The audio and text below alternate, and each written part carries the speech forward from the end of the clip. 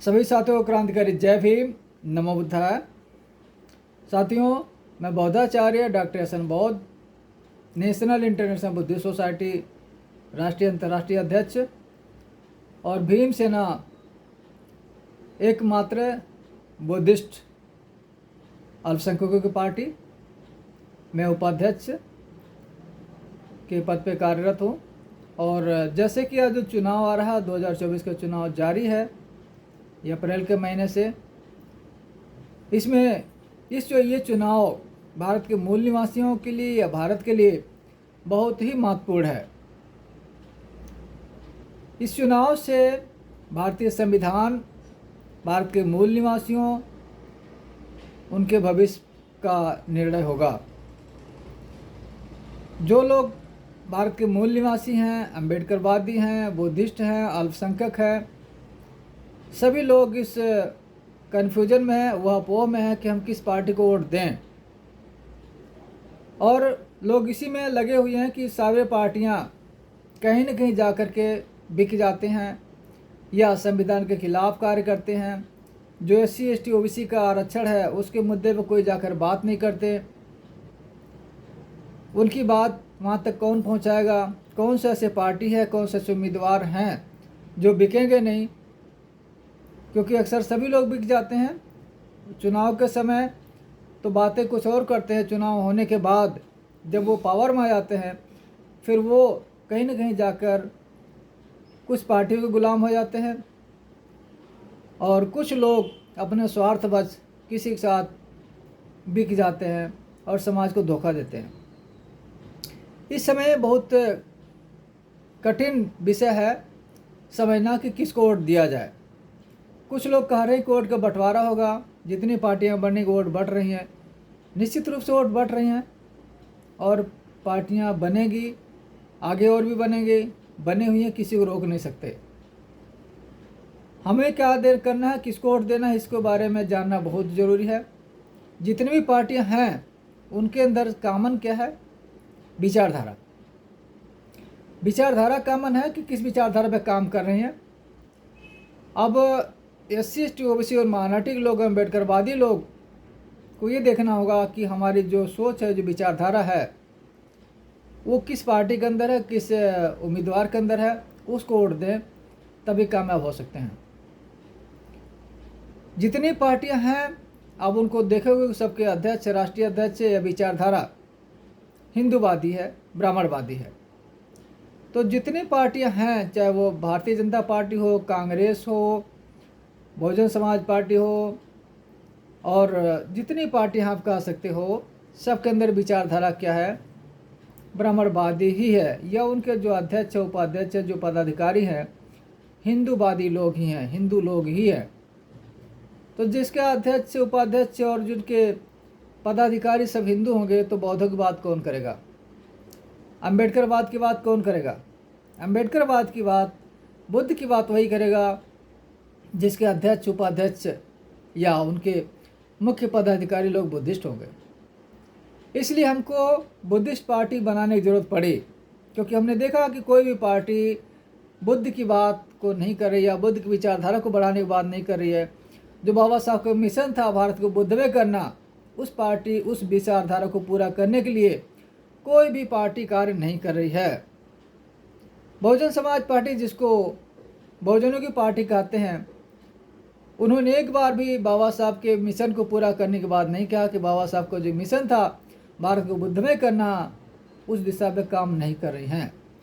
उन्होंने एक भी व्यक्ति को बुद्धिस्ट नहीं बनाया, जबकि बाबा साहब डॉक्टर भीमराव अम्बेडकर ने 14 अक्टूबर 1956 को 14, 15, 16 3 दिन में 11 लाख लोगों को बौद्ध धर्म में दीक्षित किया था और उनका मिशन था भारत को बुद्धमय करना। तो जिसे हम अपनी पार्टी समझते आ रहे हैं, बहुजन समाज पार्टी, वो खुद भी, उसके अध्यक्ष, सचिव, उपाध्यक्ष या जितने भी उनके ज़्यादातर कार्यकर्ता है, कोई भी बुद्धिस्ट नहीं है। तो बौद्धों की बात कैसे करेंगे? सब ही हिंदूवादी लोग हैं, ब्राह्मणवादी लोग हैं। और अल्टीमेटली जब ब्राह्मणवादी लोग हैं तो काम किसके लिए करेंगे? ब्राह्मणवाद के काम करेंगे, ब्राह्मणवाद को बढ़ाने का काम करेंगे, हिंदू धर्म को बढ़ाने का काम करेंगे।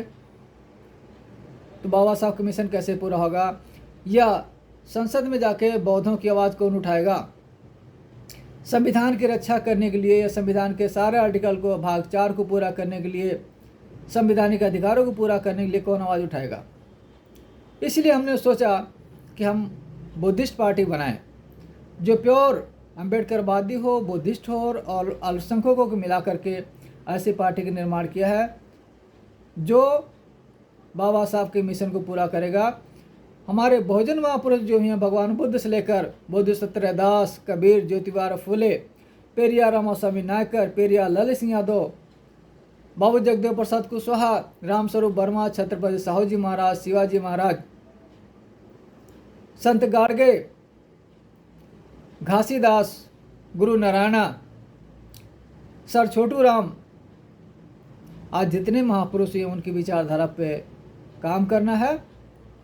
और जाति व्यवस्था सबसे बड़ी व्यवस्था, सबसे बड़ा जो अंधविश्वास है, पाखंडवाद है, शोषण है, अन्याय अत्याचार है, उसको ख़त्म करने के लिए जो पाखंड को बढ़ावा दिया जा रहा, किस प्रकार से बौद्धों की धरती पर बुद्धिज्म को ख़त्म किया जा रहा, ये मनुवादी लोगों द्वारा, सत्ता में बैठे लोगों द्वारा, जो लोग भगवान बुद्ध की बात नहीं करते, जो लोग बाबा साहब की विचारधारा की बात नहीं करते, बाबा साहब की 22 प्रतिज्ञा की बात नहीं करते, लेकिन अपने आप को अम्बेडकरवादी बोलते हैं। कह रहे हैं बौद्धों की का हम अम्बेडकरवादी हैं। जय भीम तो बोलते हैं, नमो बुद्धाय नहीं बोल सकते। जय भीम जय श्री राम बोल जाते हैं, जय भीम जय हनुमान बोल देंगे। हाथी नहीं गड़े से ब्रह्मा विष्णु महेश है। ऐसे लोग बाबा साहब की विचारधारा क्या काम करेंगे? बाबा साहब की विचारधारा कोई काम करेगा जो बाबा साहब की 22 प्रतिज्ञा का पालन करता हो, जो खुद बौद्ध हो, जो अपने आप को बौद्ध बोलता हो, बौद्ध लिखता हो, जिसके अंदर स्वाभिमान हो, आत्मसम्मान हो और अन्याय अत्याचार लड़ने के खिलाफ आवाज़ उठा सकता हो। और ऐसी पार्टी, इसीलिए हमने एकमात्र पार्टी बनाई, भीमसेना बुद्धिस्ट पार्टी, अल्पसंख्यकों की पार्टी। हम भारत के मूल निवासी, SC ST OBC, माइनॉरिटी में अल्पसंख्यक, मुस्लिम, सिख, ईसाई, बौद्ध, जैन सबको लेकर के एक मार्ग पर भारत को प्रबुद्ध बनाना है, सम्राटों का बुद्धमय भारत बनाना है, जिसमें कोई जाति ना हो, सब इंसान आपस में प्रेम से रहे। सबसे पहला हमारे मिशन है जाति व्यवस्था ख़त्म करना। आप अपने धर्म का पालन करो, आप हिंदू रहो, बौद्ध रहो, सिख रहो, जैन रहो, लेकिन धर्म के नाम पर शोषण नहीं कर सकते, अन्याय नहीं कर सकते, अत्याचार नहीं कर सकते, झूठ को नहीं बढ़ा सकते। जिस प्रकार से बुद्ध की धरती साकेत, वहाँ पर काल्पनिक राम को स्थापित किया गया, जिसका नाम ही साकेत था, अयोध्या तो बाद में रखा गया। जो खुदाई के दौरान वहाँ पर बौद्धों को अवशेष मिले, लेकिन वहाँ पर काल्पनिक राम का मंदिर बना। क्योंकि हम लोग जो भारत में जो सत्ता में हैं, जो लोग पार्टियां बना के बैठे हैं, वो लोग खुद ही हिंदूवादी हैं, खुद राम को मानने वाले हैं। तो बुद्ध की बात कैसे करेंगे? बाबा साहब की बात कैसे करेंगे? जो लोग खुद अपने घरों में राम, कृष्ण, हनुमान, दुर्गा, काली को पूज रहे हैं, वो बाबा साहब की 22 प्रतिज्ञा की बात क्या करेंगे? बाबा साहब की 22 प्रतिज्ञा बात करने वाला ही संसद में जा कर के बौद्धों की बात करेगा, बौद्धों के पर्सनल कानून बनाने के लिए बौद्धों के अधिकारों की लड़ाई लड़ेगा। जब तक SC ST OBC के लोग मनुवादियों के जाल में फंसे रहेंगे, खुद हिंदू बने रहेंगे, ब्राह्मण, क्षत्रिय, वैश्य, शूद्र और शूद्र बने रहेंगे, शूद्रों में होकर जातियों में बटे रहेंगे, तब तक उनकी सरकार नहीं बन सकती। इसलिए जो पार्टी बौद्धों की बात करती है, जातिवाद खत्म करने की बात करती है, शिक्षा, स्वास्थ्य, रोजगार की बात करती है, हमको उसी को वोट देना चाहिए। और वो बात वही करेगा जो इसके अंदर अम्बेडकरवाद होगा, बुद्धिज्म होगा, समाज का दर्द होगा। और जो अम्बेडकरवादी होगा, बुद्धिस्ट होगा, बिकेगा नहीं।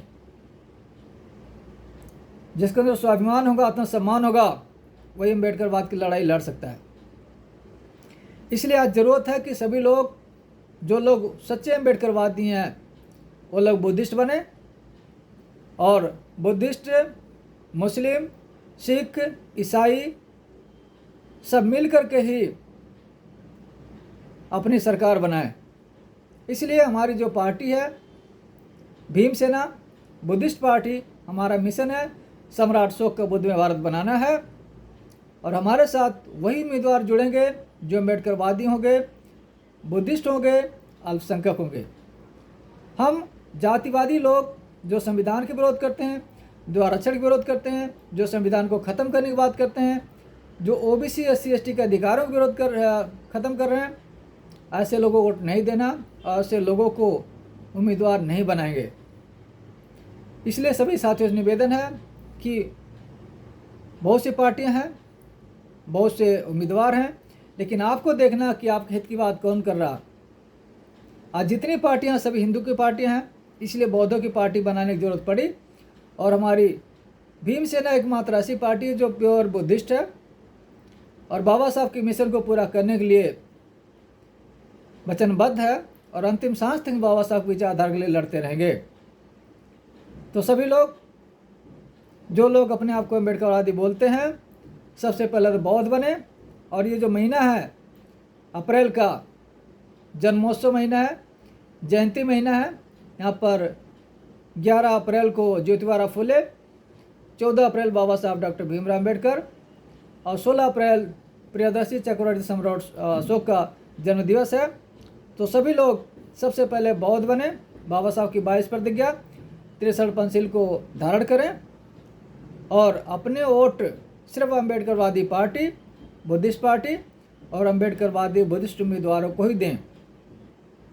जब आप अपने वोट को मनुवादियों को, ब्राह्मणवादियों को, हिंदूवादियों को दे देंगे तो क्या आपको उम्मीद होता कि आपको हित की बात होगी? क्या वो बुद्धिज्म की बात करेंगे? क्या आपके अधिकारों की बात करेंगे? क्या आपके अधिकारों की रक्षा करेंगे? इसलिए सबसे पहले आपको वोट देते समय देखना होगा कि हम किसको वोट दे रहे हैं।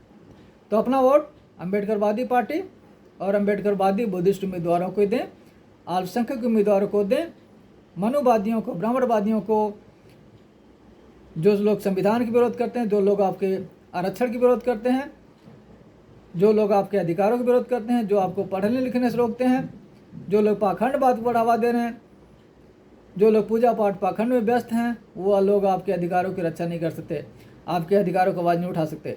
आपके अधिकारों का आवाज़ उठाने वाला सिर्फ अम्बेडकरवादी होगा, बुद्धिस्ट होगा, अल्पसंख्यक होगा। तो बहुत बहुत साधुवाद। अगर आपको जानकारी अच्छी लगी तो चैनल को सब्सक्राइब करेंगे, ज़्यादा ज़्यादा शेयर करें और अपने वोट को ध्यान समझ के दें। वोट, आपके वोट से ही सरकार बनती है और अपने वोट की कीमत को समझें।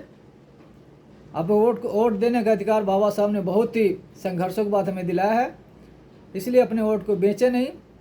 अपने वोट से अपने भविष्य को, अपने वाले बच्चों के भविष्य को बनाएं। और वोट सिर्फ अम्बेडकरवादी बुद्धिस्ट पार्टी और अम्बेडकरवादी बुद्धिस्ट उम्मीदवारों को दें। जय भीम, नमो बुद्धाय, जय भारत, जय संविधान, जय मूल निवासी।